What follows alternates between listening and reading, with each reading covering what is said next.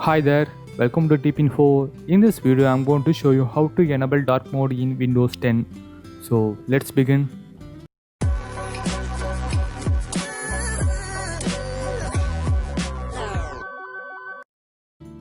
First, go to Settings,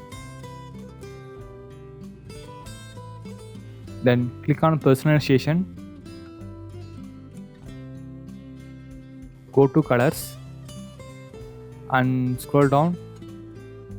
Now set App Mode and Window Mode as dark.